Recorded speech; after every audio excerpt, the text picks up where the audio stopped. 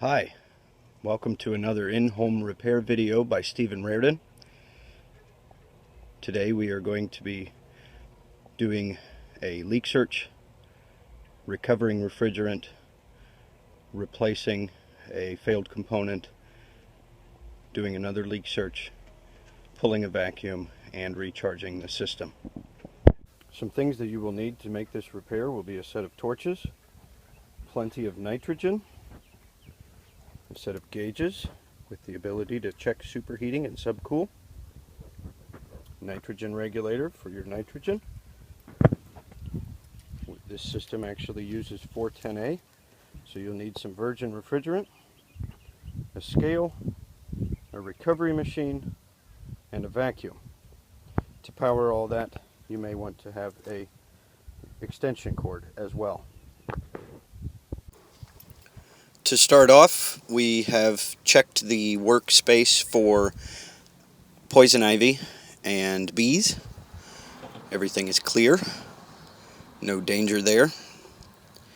We will get our gauges hooked up to the system. You're going to connect the red hose to the small copper line, also known as the liquid line, and connect the blue hose to the large copper line, also known as the suction line. On this particular system, the service valves are very close together and also very close to the frame of the unit, and they can be difficult to easily loosen. But once you've got them loose, you should be able to connect your gauge hoses as described previously.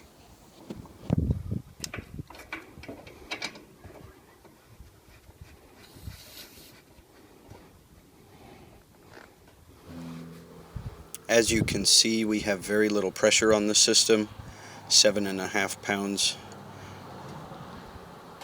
At that level, we are going to have mostly gas in the system, so we will simply add nitrogen to that pressure to begin our leak search.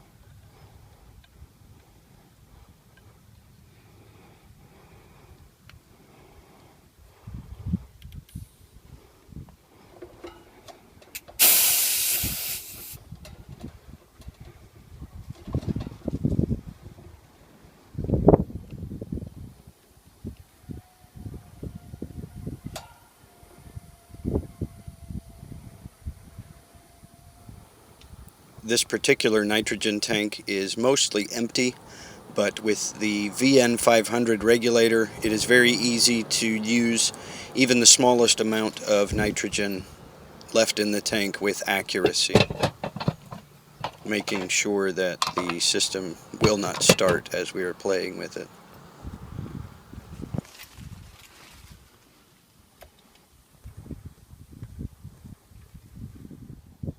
"50 psi is good enough, right?"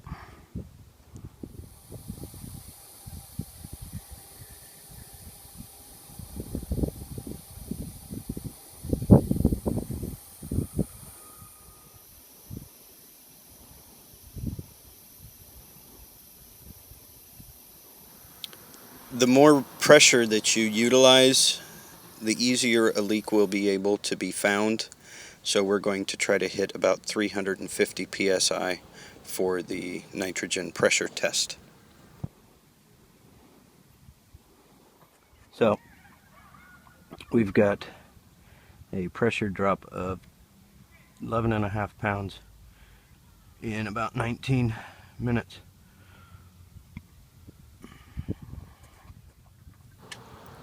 You can see here that we've got a little bit of the dye residue and a dark line on the end of this coil.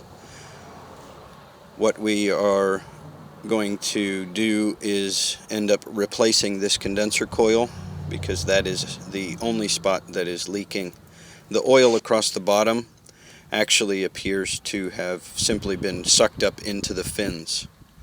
We've got big blue soap bubbles on all of the joints here, and as you saw at the top, there was bubbles up there. I did not find any significant leakage anywhere else with the soap bubbles, but it is obviously leaking at that point.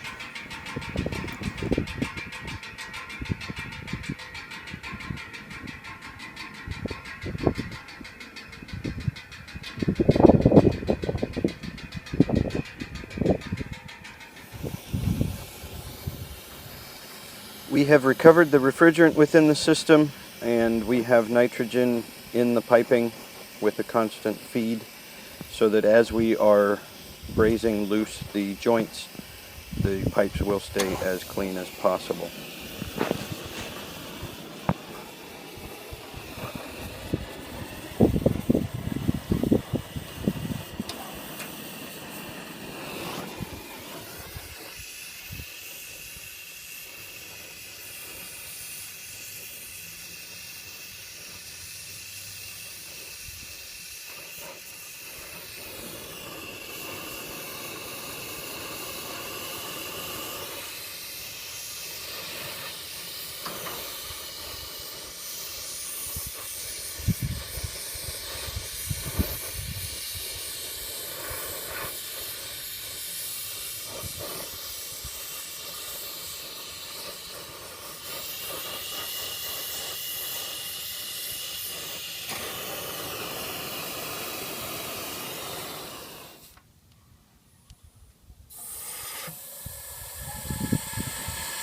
We've got the coil sweated loose and blowing a little bit of nitrogen through to clear the lines.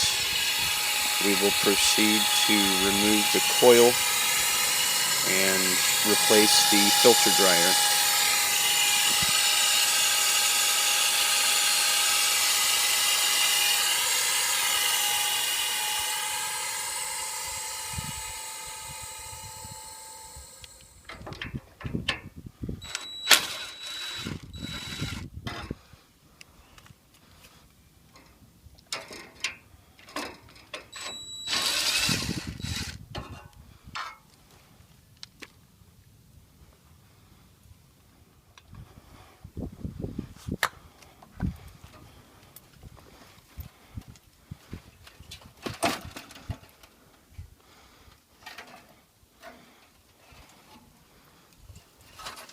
If you have soft hands, you may want to wear gloves when transporting or moving coils around.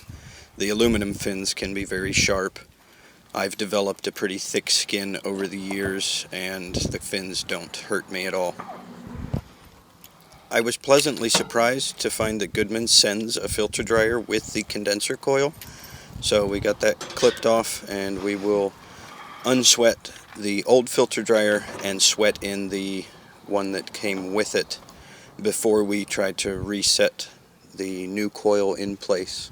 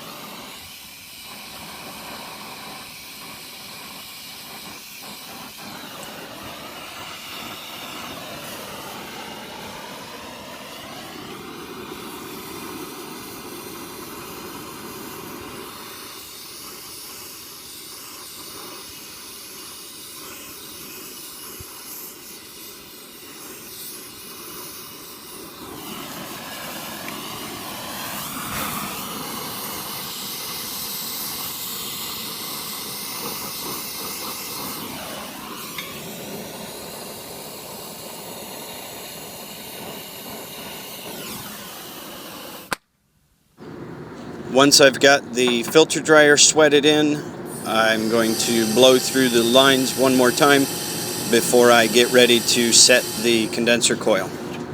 Also going to make sure we get the leaves cleaned out of the tray a little bit so that the coil sits nicely on the bottom and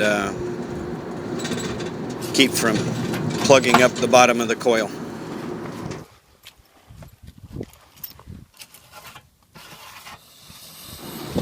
Now, before we set the new condenser, we have to sweat out the factory plugs.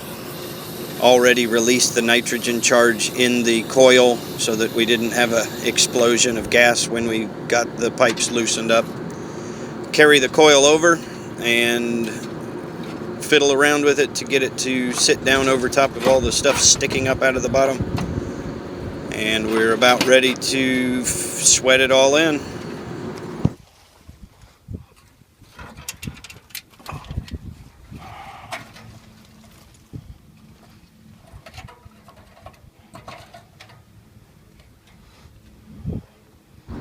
I have to apologize that I do not have a whole lot of video of the brazing of the coil because I had a bad perspective and did not actually show any of the brazing except for this little bit right here.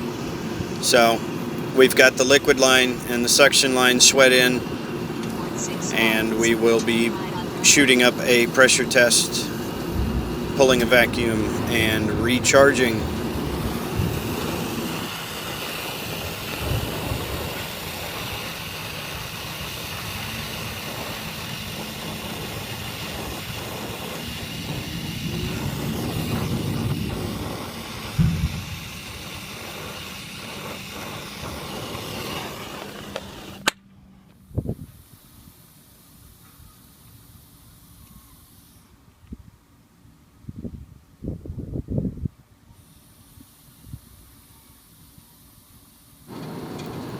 We are using the gauges that we originally hooked up right now because I have had nitrogen flowing the entire time that I've been working on this system.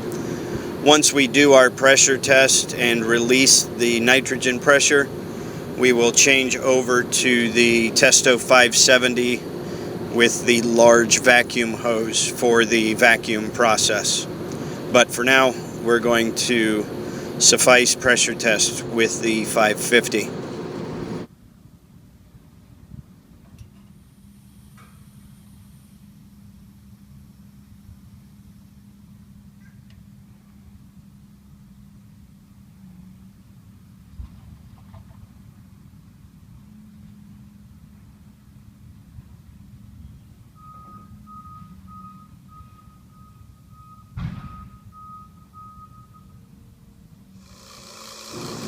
I didn't shoot the video for the reassembly of the cabinet simply because it would have been a loud and boring process with the impact driver shooting screws. But we are on a vacuum. We've got the micron gauge hooked up and actually holding, I believe it was around 225 psi with the vacuum pump valved off, or 225 microns, excuse me. And we're going to turn the pump back on and continue the test or vacuum with the dial set to the lower side of the scale for a little more accuracy.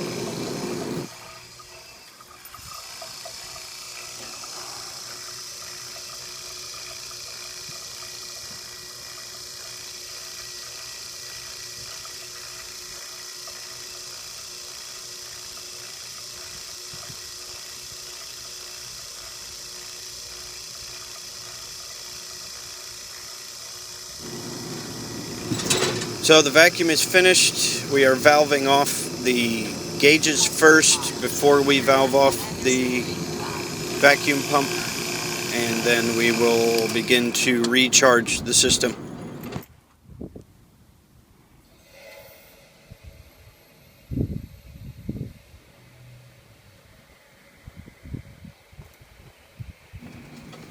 We are only going to get about 3 pounds out of this jug of refrigerant. I have a second virgin jug to finish off the 8 plus or minus pounds that the system requires overall.